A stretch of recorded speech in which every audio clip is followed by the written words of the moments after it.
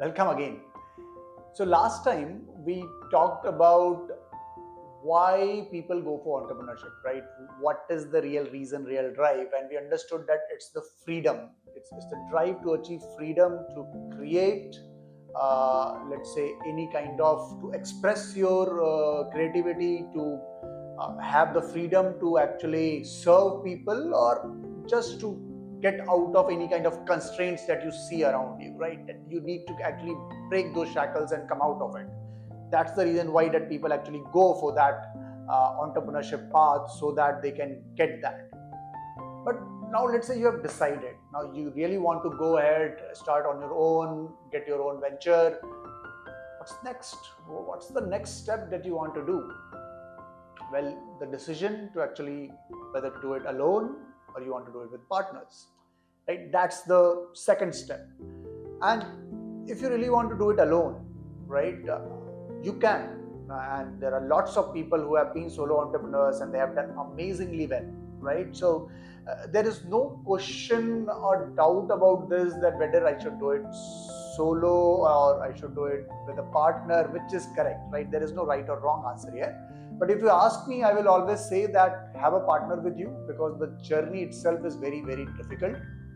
And you need somebody to stay with you, to understand you, and somebody with whom you can bounce off the ideas, share your pain, share your happiness, because this journey is pretty alone, right? It's a lonely journey, and if you have a partner with you, that really works well.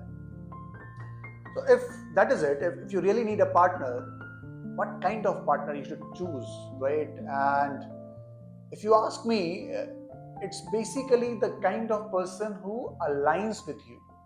He may not agree with you, but he aligns with you when it comes to understanding your drive, the real reason for which you have actually jumped into this journey, and basically to understand whether it is to serve people, to express yourself, or to create wealth, or let's say any shackles that you want to break, anything. But he needs to be the one who understands that deeply, and he is with you not for some other purpose, rather he also believes the same.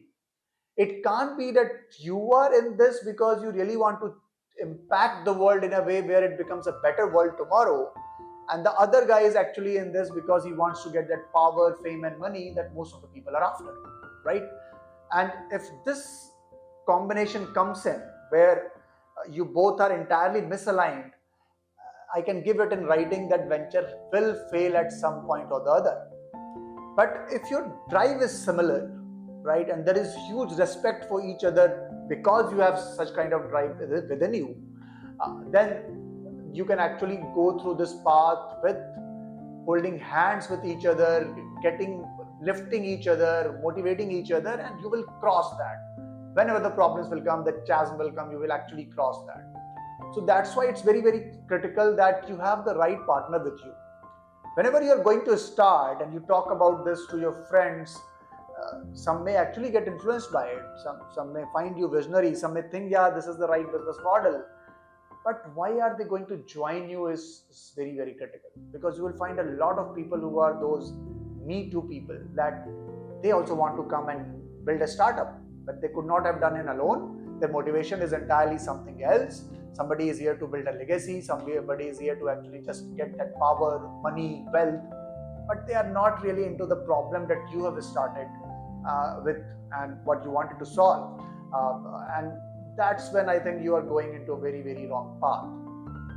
Now, in terms of selecting a partner, we can talk about it much more in a later video. I will also share a presentation about this, that what kind of partners or what kind of people can be there in a founding team, and how should you identify that. But remember this, what is needed, as I said in the start, that you should be aligned, may not agree, but alignment is needed. Where do you need alignment? You need alignment on the value side. And where do you need complementarity? You need complementarity on the skill side. So understand, these two are very, very different. Values is something that you have created in the organization because of the reason with which you have started. And a skill is something which is kind of a functional knowledge that you need to run the operations on a day-to-day basis. So here you need complementarity, but in this part you need superb alignment so that there is no dearth of, let's say, understanding each other, finding and building the right culture together in the company. All of that comes here. So yeah, so I think be careful while selecting your partners, be thorough while selecting your partners, and be very detailed when you are actually talking to people. Be very observant when you are trying to judge someone whether he is the right partner for you or not. That will be my message when it comes to partnerships, when it comes to co-founders. Choose well. Thanks a lot.